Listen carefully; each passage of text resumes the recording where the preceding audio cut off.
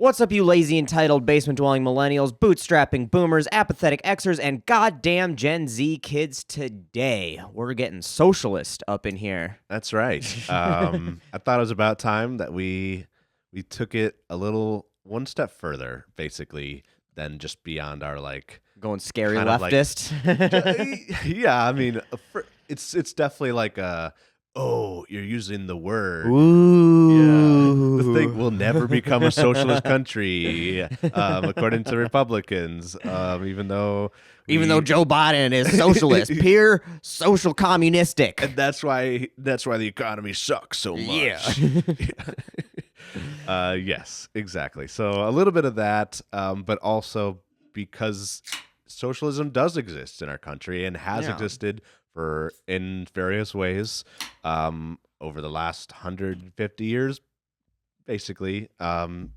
It's not a crazy fucking topic or weird in any way. In the fact that it's so propagandized and just that word itself is taboo in some way. Goddamn McCarthy. Right. I just wanted to shed some light where there has not been much light shed. Yeah. Well, let's get into it. We're going to look at where socialism begins in the United States, kind of like where the birth of some of these programs came from. Right. And I don't know that there's a really hard set beginning line. I kind of feel like there's always been in every society some aspect of socialism. You really can't get away with it. You can't have, an organized society without some social programs that do something. Yeah, I mean, early, basically, we didn't even have a federal income tax until the Civil War, and that was because we needed to fight a war that benefited society. Mm-hmm. So, in a way, it's like that it's that simple. That's not really what socialism as we think of it is today in that sense. Mm-hmm. Just anything that just benefits society as a whole. That's kind of socialism, but it's not like the Karl Marx version. No. But yeah, no. In my research, I was hard pressed to find this is when we have some aspects of socialism. Mm-hmm. And what it really kind of came down to was the early 1900s rolling into FDR, essentially. Yeah. And I think biggest thing I could find. I think honestly we should just start this off kind of so we're all on the same page. Is socialism, just on the history of it, was initially pitched by Karl Marx as kind of the in-between between capitalism, free market capitalism, which really wasn't capitalism. If you go back and read Adam Smith was a goddamn socialist. You really read his stuff. He was not what, the Republicans or the conservatives paint him to be. He was you should tax the shit out of the rich people, and they should be the ones paying for people to get an education and make sure that they've got food and, a decent living. And at least able to make enough money so that they can purchase the shit that they're supposed to be, producing for somebody else, you go read, if you actually read Adam Smith, he is not what you think. Capitalism, as he explained it, the free market capitalism is he believed in pretty heavy regulation. Yes.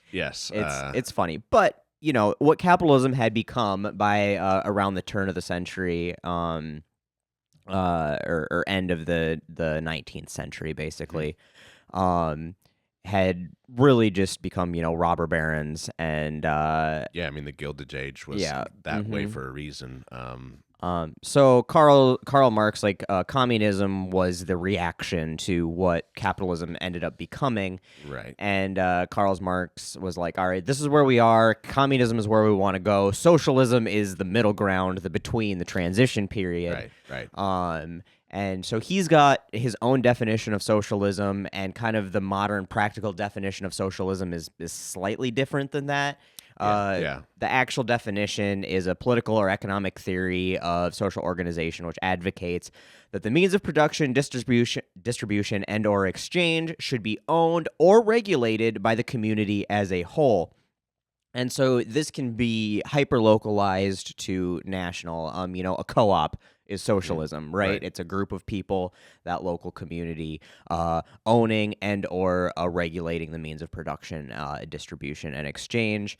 And this can be the same as like Social Security or public roads or any of those things are right. In part of that, because that really focuses on like the economic transactions. Yep. But it doesn't really focus on like the rest of the transitionary period Right. of which Karl Marx describes as social safety nets and just reaching a post-abundance, a post-scarcity abundant society, which is, if you look at it, we're probably are no longer in a scarce society. Yeah. We have all the money that we could ever really need. We produce more food than we can eat, at least in America. So we do really live in a post-scarce society. Just the distribution is the factor right now. Obviously, it kind of always has been, but like now that there truly is no longer a true scarcity in the way there was like in the medieval era and feudalism. We just need to figure out a way to right, because we live in a society where we have billionaires and homeless people in the same cities. We're going to come up on a potential trillionaire here in the next couple years. So, yeah, first ever. It's wild times. It's wild times. But yeah, so basically, that's kind of socialism in a nutshell. If somebody were to ask us, or I don't know, what do you think? If somebody were to ask you, like, do you support communism? Like, do you think that not do you think it would work? Do you just feel like that's the best, or just a good thing for people in society? Me personally, no, I don't. And it's not that I think it's like scary. I'm not like anti-communist or anything like that. It's just that I think that communism would stifle innovation. I do think that that's obviously a very worn out trope that people push as like being anti-communism or socialism. Right. But there is something to be said about the basic overview of communism is what is it? All to their everyone does to whatever their ability, receives what they need. Receives what they need. They do what you can do. Yeah. You produce what you want to produce, or you create what you want to create. What you can create, not what you want to, like what you are able to do. What you're able to do. If you're a medical doctor, you do the doctoring things. And, if you're a plumber, you do the plumber things. And if you are a plumber who needs healthcare, you just go to the doctor who does the doctoring things. And if the doctor needs plumbing, he comes to you and you just do it. And there's no monetary transaction. There's no existence of currency. It's just everybody. It's a commune. Everybody does what they can do to make the world go round. And it's a very lovey-dovey hippie idea. But which is weird because it's not like Karl Marx wasn't a hippie. Right. Like, I mean, yeah, he's also like kill the fuckers, that are kill our overlords. He's like, take up arms, man. He was a bit more vigilant, to put it that mildly. Like when we say you go far enough left, you get your guns back. Karl Marx was like, stay strapped or get clapped. That was his whole motto. The right to the workers, to have arms, like shall not be thwarted. I forget what the quote is, but they always attribute it to a Reagan meme and just troll Republicans with it, and it's hilarious. It's a Karl Marx quote about. Yeah, I mean it's not hard to do, but that it's gotta always get hit, pretty good. So I would tend to agree. I do feel like communism just fits better in like a couple thousand people, like group. Maybe even like 10,000, but it essentially, I think, to me, creates what I think like anarcho capitalism being like the libertarian wet dream. Right. It kind of creates that similar situation.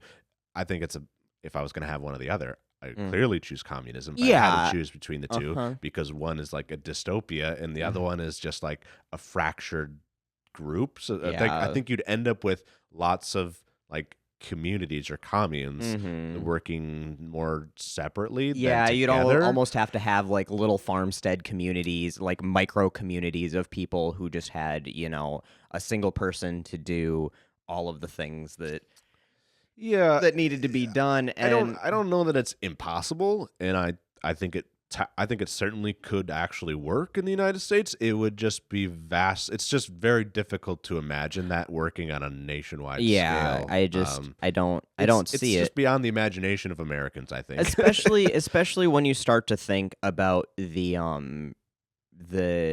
equity of tasks, because some jobs suck a lot worse than other jobs. Some jobs are a True. lot Yeah, harder. Some jobs require a lot more training and expertise. And if people everything, dogs are food motivated, like they do tasks because you teach them to do something and they get a reward, and people are the same way. At the risk of sounding too capitalistic by saying this, but like there's who's going to want to, do sewer sanitation and shit like that literally, if they don't have to, like if there's not some sort of motivating factor to push people into doing those kind of, shittier, so to speak, jobs. Yeah. I think that would. I think you can get creative. I think with the advent of automation, hopefully some of those type of jobs can actually be automated. Yeah. And certainly if you invest in the infrastructure to make it easy to automate, like a lot of things become very, very easy to do, but we just have to invest in to make that possible. And secondly, I mean, you can How do you like invest without money? well, you're just investing the time to. It's just about time. Then time is your currency, essentially, right? Like you're not, you don't have to worry about any money aspects of it. You're just like, this is going to help people have to do less shitty jobs. Yeah. So like, this is a good thing to do. This is what society is needing. And then on the flip side, you can just make it so like if you sign up to do that job, then what? Maybe you, instead of working 4 days a week like everybody else, you work 2 or something. Yeah. You can offset it, and that's a really like super right. simple way. Absolutely. And then I guess the other thing is, even though, as you were saying, we're sort of in a post-scarcity society, we still aren't when it comes to the desirability of certain things. Like if you just get to eat whatever you want to eat and everybody wants to have lobster every night, how do you ration those kinds of somewhat scarce, because that's what an economy does. It's like, all right, this is more scarce, so it's more expensive, so fewer people, it deters people from overindulging in it. See, I think that's actually it's easier to overcome than you'd think, and I think it might be actually makes a stronger argument that like shitty jobs get preferential like spot in a line for certain luxury items or something like that, where where there is scarce, there creates like a lottery, and then like based on what society is like, okay, if you do this or if you're doing that, then we think you have you get an extra ticket in the thing. And that almost comes back to a currency-based economic system, yes, though. But the currency is not a dollar amount. It's a good or a service, right? So it still kind of comes back to where it still works.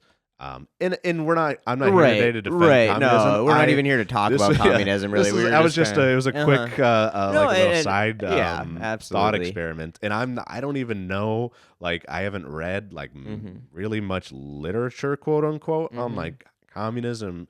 I just like that's just the shit I can think of. Right. No, and I haven't either. I just know like all the countries that claim to be communist, like China and the USSR, no country. There's never been a communist country. There's never been an example of communism being successful, and there's never been an example of capitalism being successful. There's never been a purely capitalist society. There's never been a purely communist society. Pure economies don't function. They just do not work. Right. In general, there's never been every government exists because there are taxes, and if there are taxes, then like you've moved away from pure free market. Right. So it's like and there's obviously you get situations like Cuba and Vietnam where like they're pretty darn close to communism, but they still exist in a free market world. So like, therefore, they could never truly be communist. Well, but they're still not, because a communist or a communist society has no central government. You cannot have a leader. The existence of Fidel Castro means communist, or Cuba was never communist. Like Yeah, I understand what you're saying as far as like generally, like especially within the USSR, China, you get some authoritarian figures. I don't, in like Fidel Castro probably has some authoritarian elements to but his not even leading. being authoritarian. You're Even saying if the it's fact that there's a leader that was voted in. you cannot have a government and be communist. Like that was one of the core tenets of Karl Marx's description of communism. Was it was a governmentless society. There was no classless, hierarchy. yeah, right. There was nobody above or below anybody else. It's a classless society. So as soon as you have a leader, and that's the thing, is society really doesn't function without some sort of leadership. You need to have people making decisions on stuff. Unless you have like a super mega smart AI that's benevolent and Oh yeah, Skynet, that'll fix our problems. Hey, so I've read this. My wife and I read this really cool book series called Scythe, and essentially, humanity created through like server farms and blah blah blah, whatever. An AI that was able to think, and then it eventually started like taking over the roles of the world government. And in this society, there are no governments, and there's a basic, like income guarantee, and you live forever because they also the AI thing also figured out how to like stop you from like, or it was able to turn you back to whatever age you wanted to go to, essentially. So like and like stop the aging process in that manner. So it's science fiction for sure. But like there's like most of our AI like fears are just pushed from propaganda, or not propaganda, but just like it's fear makes a motivator, a pretty big motivator. We should do an AI episode at one point. We absolutely should. And All I right. think we started it. I think I wrote up a write up, but didn't actually do anything about it. So anyway, back to socialism in America. Yeah. So I think that socialism is something that people can actually like see, and a lot of the benefits are tangible to people, especially like if you're working in a co-op. Like it's from what I've seen, people really, really enjoy that aspect of working as a part owner of the company.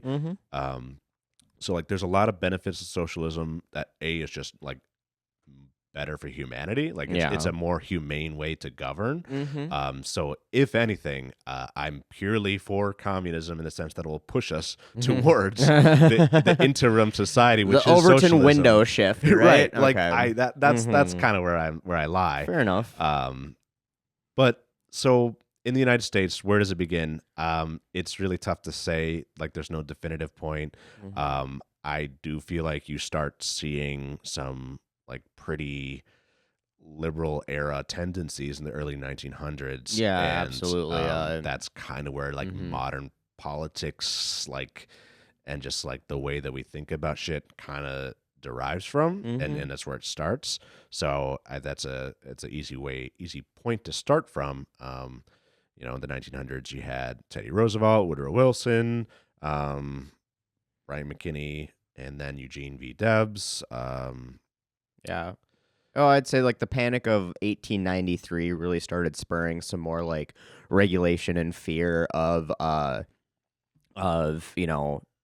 unregulated capitalism. And then that's where you get Teddy Roosevelt after that coming in with, his big stick and antitrust laws and being a trust buster and stuff like that. And then we went away from it again because we are fucking morons of a species with the attention span of a goldfish. And when we got the Great Depression, it's the one thing that I could find, and this is, I think there's really two things, but one of them, and the earliest thing that I could really find, was labor movements being just like, you think about what's happened this year as far as like labor movements, like this is nothing. we used to have a much, much, much stronger labor movement in the United States. I mean, they used to literally go to war. Right. Yeah. Literal bloodshed has been spilt over fucking 8 hours workday. Like people have died for this sort of stuff. Now we just go on strike and picket the lines, which is like good to do, certainly. But we've really taken a lot of violence out of our striking. And, and maybe that's the problem. I'm not condoning violence or anything, but I'm just saying when you start shooting at them, apparently they pay a little bit more attention. Yeah, they certainly did. And I wanted to say I saw somebody basically say that FDR was able to get the New Deal done as a like reconciliation with like extreme progressives and labor unions. Yeah. To may have them not like feel like they were being so I've heard this before, that FDR's New Deal policies, which is far and away the most progressive socialist policies our country has ever had, was actually the compromise to not going full-blown socialism or communism. Right, to set it off. I haven't read anything that I would say is a credible source on that, but I haven't dug into it, but I have heard that narrative quite a few times. Yeah, it feels like certainly that could be the case. I don't think FDR was a socialist by any means, and certainly not I a think communist. FDR was an incredibly pragmatic president who looked at what is the best option forward through an incredibly difficult time. You know, he got elected in the middle of the Great Depression, right? And then got us through a world war. Yeah. It was a turbulent time in our nation's history and the world's history, and I think, you know, FDR was one of those. It was the right person in the right place at the right time situations, because I think happen too often, but I think without the Second World War, he probably wouldn't have had the leverage to get some of this stuff passed. I think there would have been a lot more pushback. Yeah, actually, I have some notes in there about how he got stuff done. So I'll leave that for when we get to it. But sure. So basically, when I looked at it, so I couldn't find like a real socialist movement until like Eugene V. Debs was running for a socialist party. I also think it's funny that you have Woodrow Wilson in here as one of the early socialists. No, not as a socialist, and just as like one of the major figures who, like, what people who were socialist leaning back then were protesting against Woodrow Wilson, like especially with like the League of Nations, like they called it like the League of Imperialists. So like a lot of the same themes that we have today were around in those early 1900s. So like the anti-colonialism and anti-imperialism, that stuff's been around for a long time. Oh yeah. So I mean, isolationism was a huge sentiment, and before the First and Second World Wars. Like, right. We were like, it's the Europeans' war. Let them figure their own shit out. We really didn't even like fight in World War I. Really, like we just kicked open the door at the end and been like, "Yo, we're here. You're welcome." Honestly, like did we even fight for more than a year? Like I don't even think so. No. Like we basically showed up in the last 6 months, and we're like, well, get fucked. Yep. We're here now. You're welcome. Yeah, exactly. Like, you're welcome. And we were selling guns to both sides through the whole war and everything. Financing both sides of the war to a certain extent, certainly. Yeah. So I was just trying to find like ways that the socialist leaning people were acting then as socialist people are leaning towards now. And obviously there was some very rough sentiments towards big business and government, and today that's obviously a trope that we talk about a lot. But no, I just thought it was funny because Woodrow Wilson literally jailed Eugene Debs, right? For shit talking him, which Woodrow Wilson gave zero fucks about the Constitution, like zero fucks. He was the president that Donald Trump wished he could have been because he was just right. Under the War Acts was just jailing anybody he didn't like, and Eugene Debs ran for president from jail. Yeah, and still got 3% of the popular vote that time around. Baller. I mean, that is an impressive feat. Yeah, I was like trying to like verify this to be 100% sure. So he's obviously the most successful socialist candidate in history as president, but he's actually, from what I could find, the second most successful candidate as any third-party candidate whatsoever. Only Ross Perot got more votes. So caveat to that. Okay.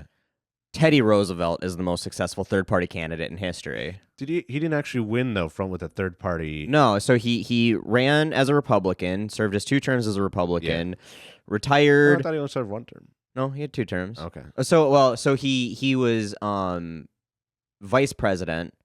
And the president died. He became president. Oh, got it. Then ran for re-election. Anyway, he got his 2 terms as president, and then was like, I'm not going to run again. And then I think it was Taft. He really hated Taft or whatever. It was Taft. So he ran in the primary against Taft. Yep.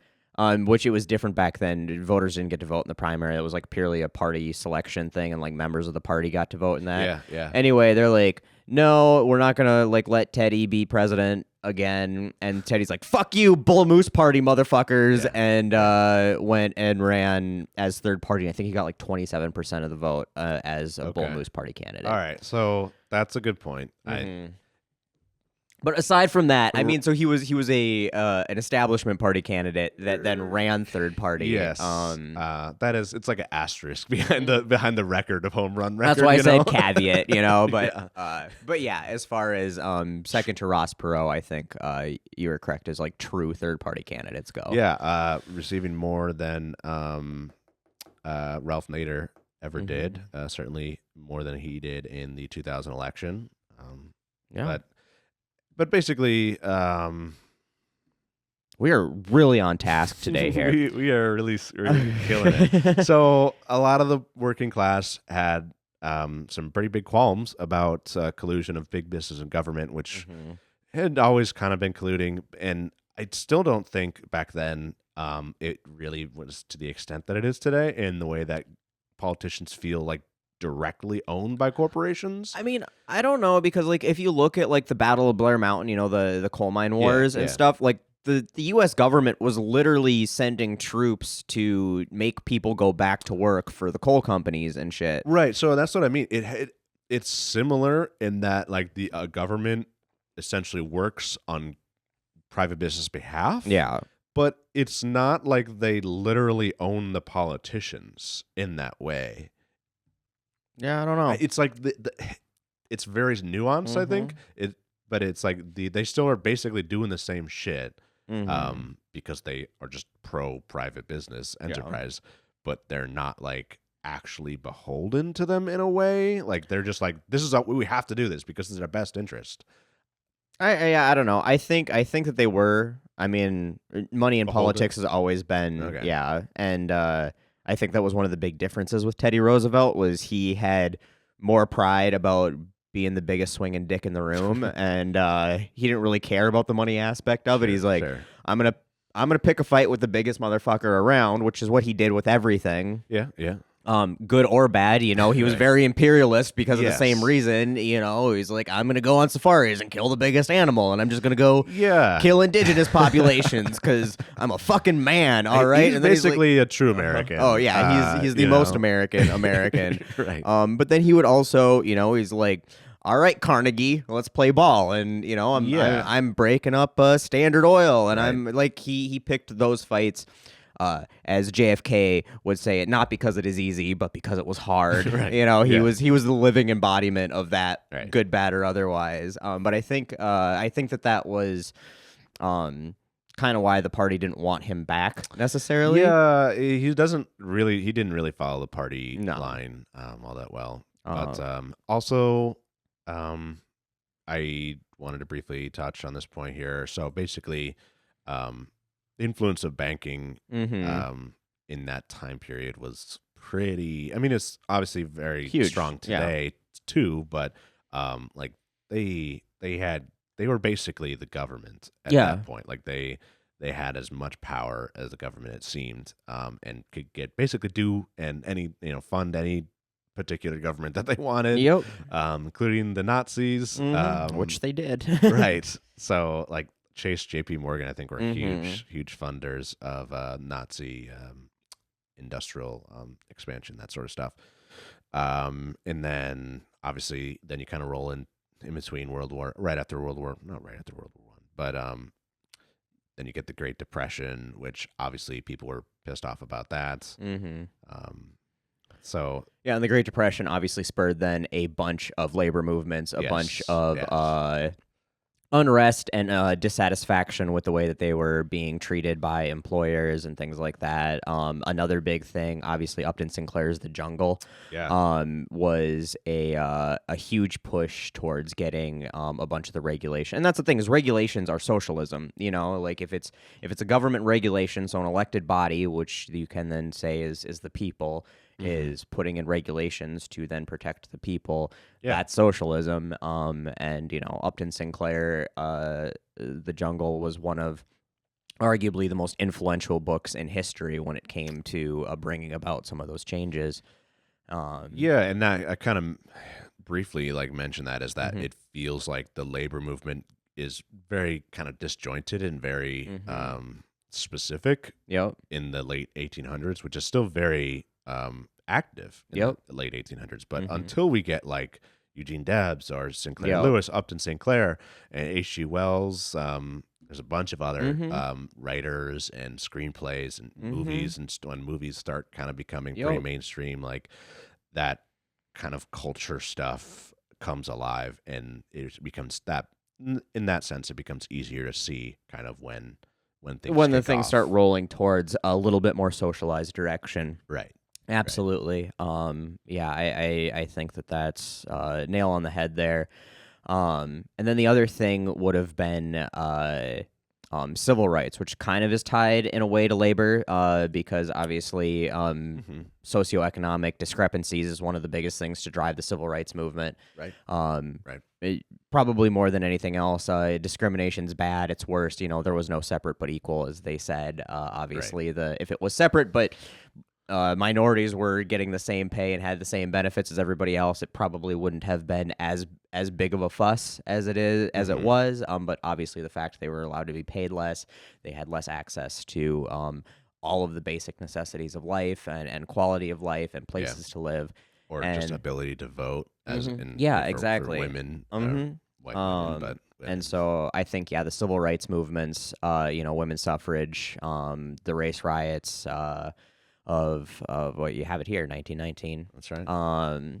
And all the way up through the 60s. I think a lot of that socialist stuff came along with trying to achieve better equity among disenfranchised communities as well. I mean, I think that obviously that's kind of like the main one of the pillars of socialism is true equity in all ways that can be defined.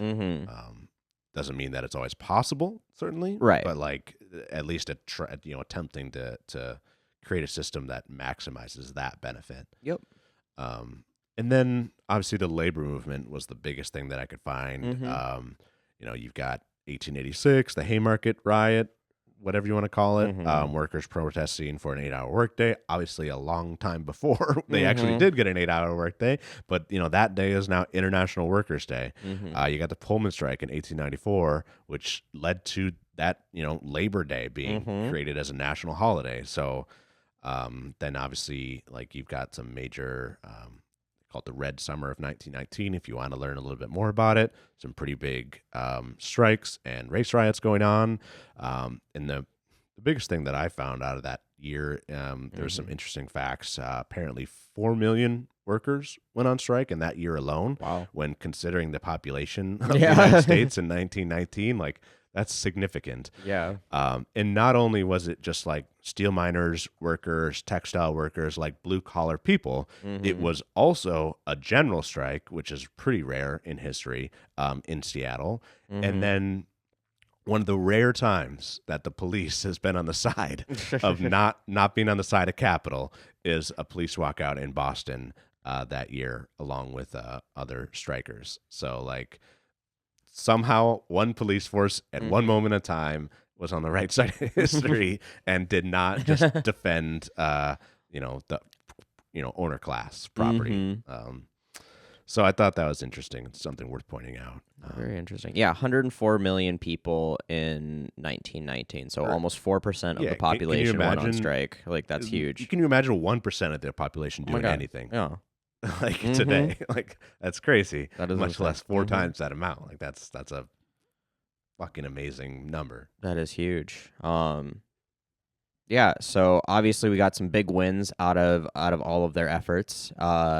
We got the 8-hour workday, paid vacation, some healthcare benefits, child labor laws.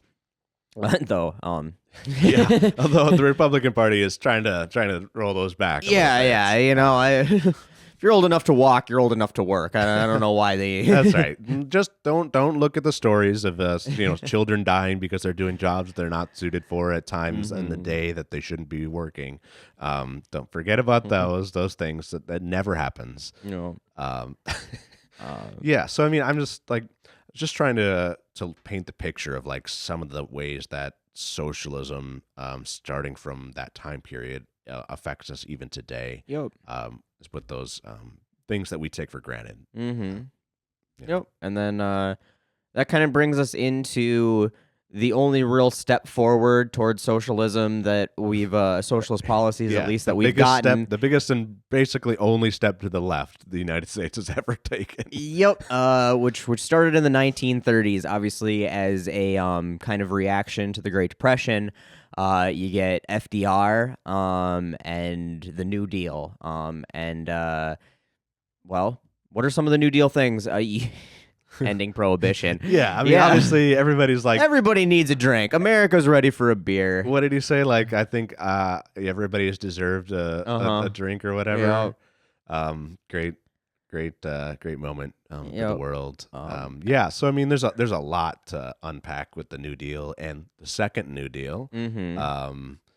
Basically, we got Social Security for one. Yeah, I mean, Social Security is huge. Unemployment, disability insurance. A huge one was investment in public infrastructure, notably like the Tennessee Valley Authority. This is what brought electricity to most most of the rural South. Right. It's what built a bunch of the hydroelectric dams. Yep. It's also what like built a bunch of the infrastructure we have in our state and federal parks. Was part of the Work Progress Administration, I think. Yep. It was Conservation Corps. Yeah, the Conservation Corps. That's what it was. Yep.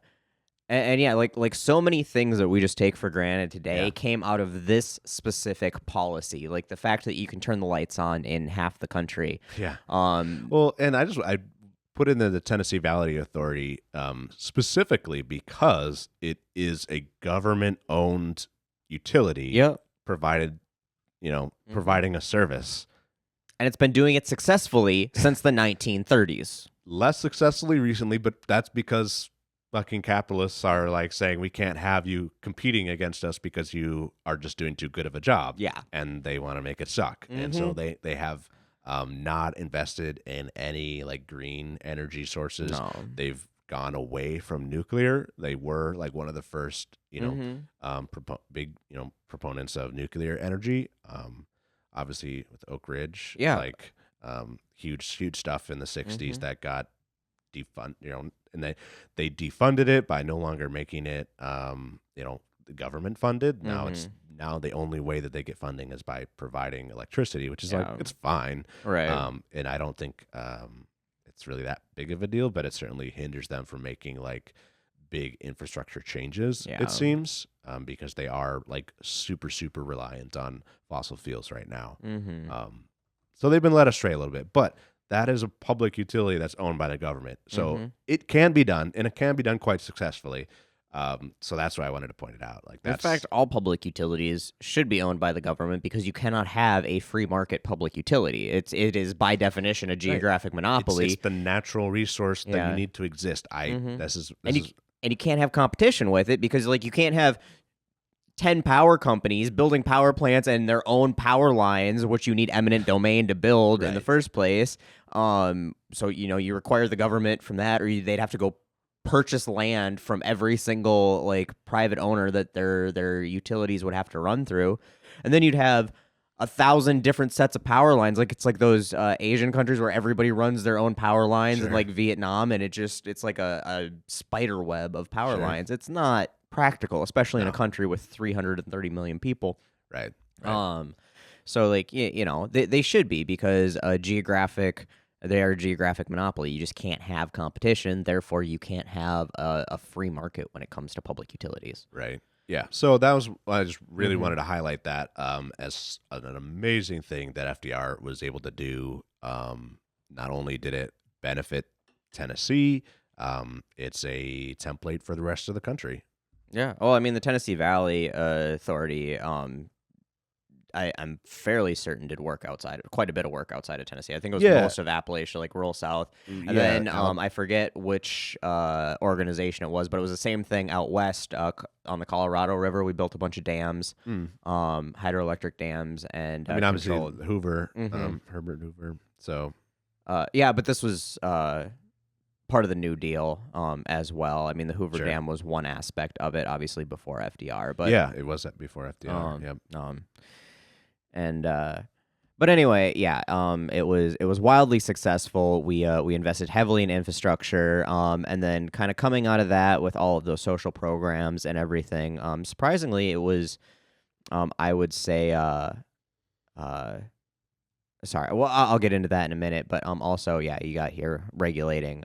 We definitely went harder on the regulations back then. Yeah. We were like, we don't need another bank run. Mhm. We don't need commercial banks and personal banks being the same fucking thing. That's just is a bad idea for consumers because consumers don't put their stuff in the bank and want it to be invested and potentially lost, and then the bank loses all their funds.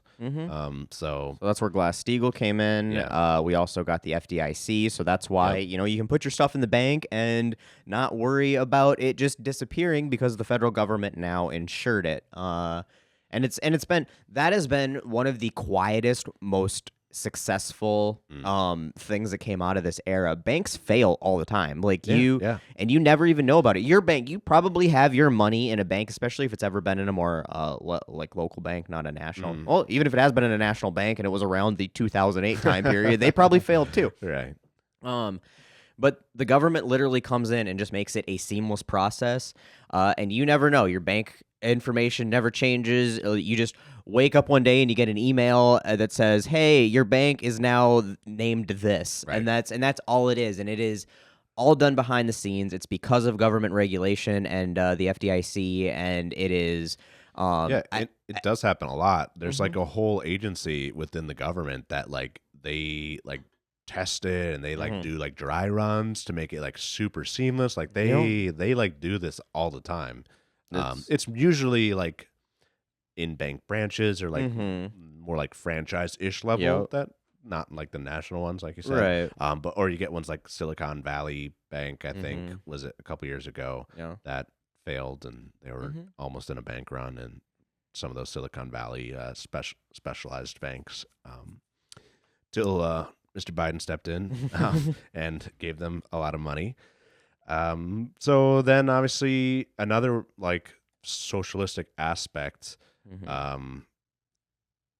was the NRA, and not the NRA with the rifles. Not the pew-pew ones. Yes. So I didn't actually put what the NRA stands for, but basically it allowed the government to like work with private businesses and plan out strategies and like just like actually determine what they were going to do in some cases. National Recovery Administration. Yeah. So like very, very much government intervention with private businesses, and generally not to the detriment of most businesses, although it was repealed not that long after it was passed. Mhm. I think it was like 5 or 7 years. But just another way that showing that the government can work with private businesses a lot Yep. closer than we envision them doing today. Mhm. And it's not, shouldn't necessarily always be the boogeyman. Yep. And out of that came the National Labor Relations Act, Yeah. which made it so you had the right to unionize, because that was not a given right. Yeah, I don't know how we got that far in the 1930s without the right to unionize. But once we did, obviously labor got a lot stronger and legitimized, and And that led to really the economic success of the 1950s. I mean, all of these programs did, and many more that we just don't have time. Like the New Deal package was so huge, and it was the foundation of a lot of other packages. Eventually like Medicare, Medicaid. I would argue even the interstate system, which was Eisenhower. But that is the biggest infrastructure project in our nation's history, like by a long shot. Yeah. And obviously that had huge economic benefits, has huge economic benefits. Yeah, I mean, obviously it was extremely downsides to it, extremely racist in certain ways. And that's kind of my next point is that not everything was sunshine and roses.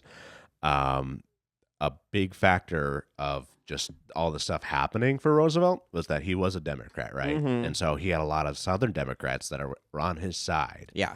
And mainly they were on his side because they only gave their support with the knowing that a lot of the programs would be run on a locality level, very local level, and that they would be able to appoint the people that were running them. They would be able to maintain segregation through these programs, exclude in the black South. people from just like a lot of the benefits, a lot of the times. So it's so we got a lot of this stuff passed only because racist people were happy to do the racism. Yeah, openly. right. I mean, Southerners have always been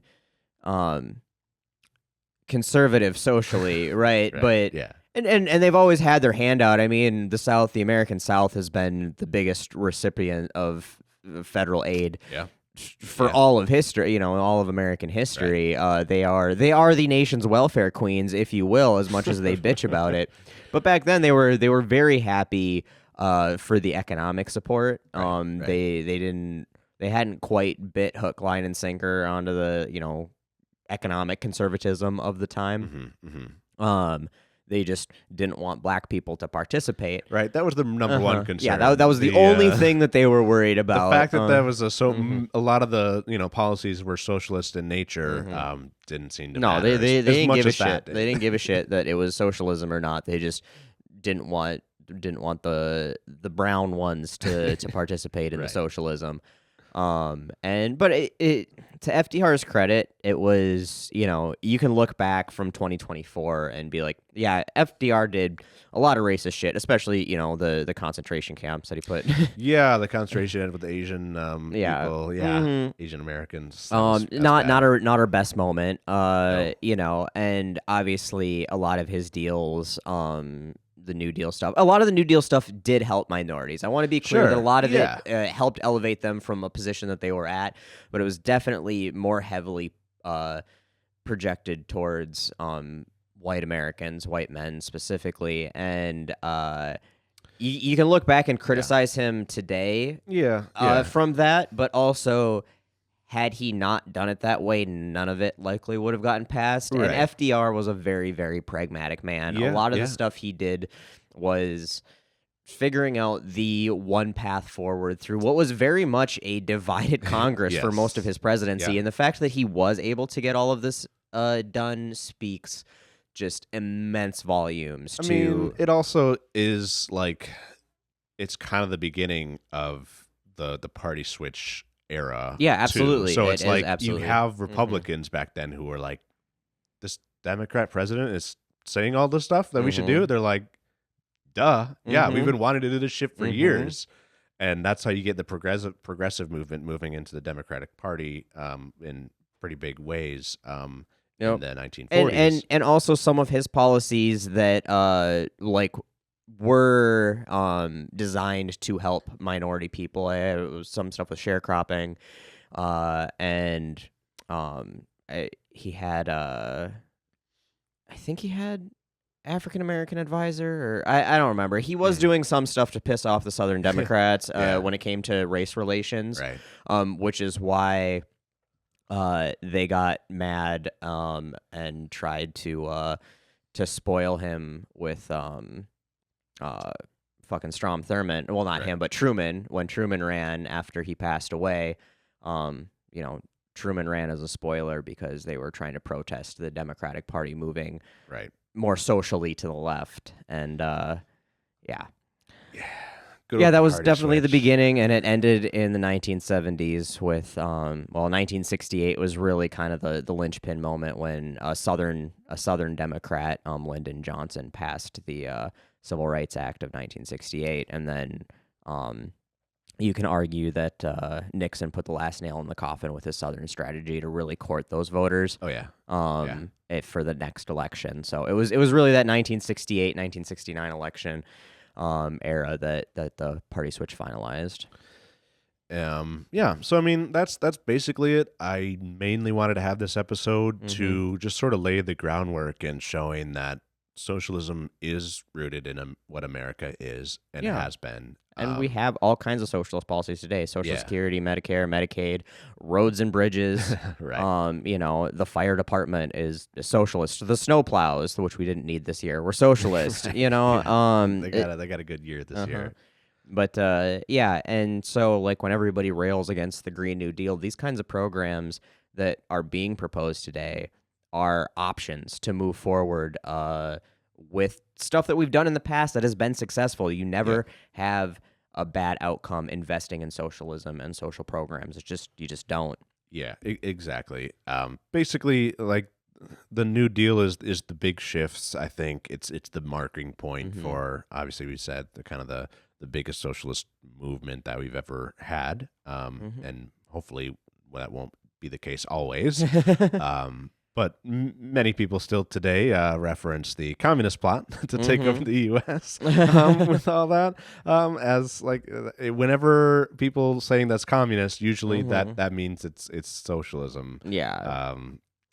And again, we have it, and many of the people who rail against it benefit from it the most. And we have countries, obviously Norway and Sweden, which are still capitalist countries, but they have the most socialized policies, probably the most socialized societies out of the entire world.